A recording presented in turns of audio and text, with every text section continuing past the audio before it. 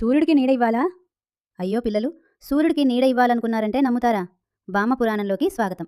ఇవాళ మన చిన్న శిష్యుల కొత్త గందరగోళం వినండి. ఒక వేసవి మధ్యాహ్నం ఆశ్రమంలో బలమైన ఎండ అయ్యో, మండుతోంది.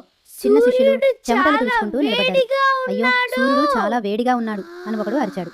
మరో చిన్నోడు ఆలోచించి అన్నాడు, దానికి నీడ ఇవ్వాలి. దానికి నీడ అంతే. ఇవ్వాలి. అందరూ ఒక పెద్ద గుడ్డ గుడ్డ తీసుకువచ్చారు. తీసుకురండి. నలుగురు గుడ్డ పట్టుకున్నారు. ముగ్గురు పైకి ఎత్తడానికి దూకారు.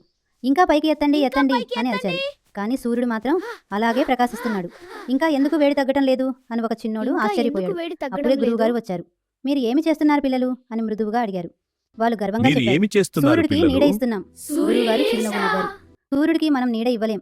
ప్రకృతి చాలా పెద్దది. సూర్యుడికి ముందు మనం అర్థం నీడ చేసుకుని ఇవ్వలేం. ఆలోచించాలి అని ప్రకృతి చెప్పారు. చాలా అప్పుడు పెద్దది. చిన్న శిష్యులకు అర్థం తమ చేసుకుని తప్పు అర్థమైంది. ఆలోచించాలి. ఈ కథ మనకు చెప్పేది ఏమిటంటే, తెలియని విషయాల్లో తొందరపడకండి, ఆలోచించండి, అర్థం చేసుకోండి. ఈ కథ మీకు నచ్చితే లైక్ చేయండి, షేర్ చేయండి, సబ్స్క్రైబ్ చేయండి. మరిన్ని సరదా కథల కోసం మా బామ్మ పురాణం ఛానల్ను చూస్తూ ఉండండి.